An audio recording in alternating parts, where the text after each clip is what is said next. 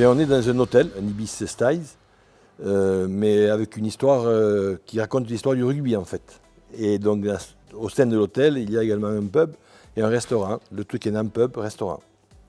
Et après toute une décoration autour du rugby. Mais c'est une histoire qui date de 5-6 ans environ.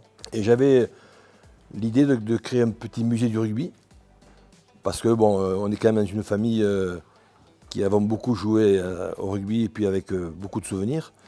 Et en fait, ensuite, dans le groupe Accor, il y a la marque Ibis Styles qui permet de raconter son histoire, ce qu'ils appellent le storytelling.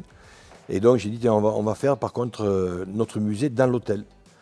Et donc on a proposé au comité programme d'Accor la décoration que vous avez aujourd'hui et qui a été validée. Et on a créé donc dans l'hôtel un petit musée du rugby.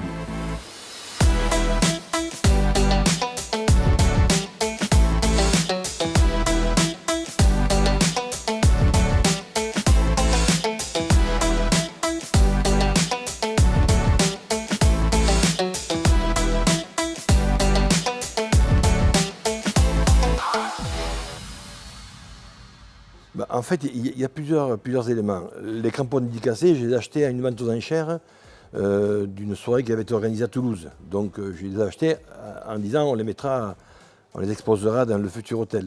Les photos dédicacées, c'est une idée à la fois de Nicolas et de Philippe et de nous-mêmes pour faire un mur de photos dédicacées. Et grâce à eux, d'ailleurs, on a pu récupérer toutes ces photos dédicacées par tous les joueurs. Certaines, je les ai récupérées en direct, mais eux, on a récupéré certaines également. Ensuite, sont venus s'ajouter à ça tous les maillots qu'on avait et ce qu'on a pu récupérer. Donc en tout, nous avons 180 maillots de joueurs internationaux de tous les pays du monde qui sont exposés dans l'hôtel. J'ai demandé également à un sculpteur d'Albi de nous faire 2 belles sculptures, 3 même, puisqu'on a une sculpture avec 3 joueurs en touche, une sculpture d'un joueur qui fait une passe, et une sculpture d'un coq qui fait 5 mètres de haut. J'ai eu l'idée de mettre le haka dans l'ascenseur, la photo du haka, et de faire en sorte que quand les gens rentrent dans l'ascenseur, le haka se déclenche, quoi.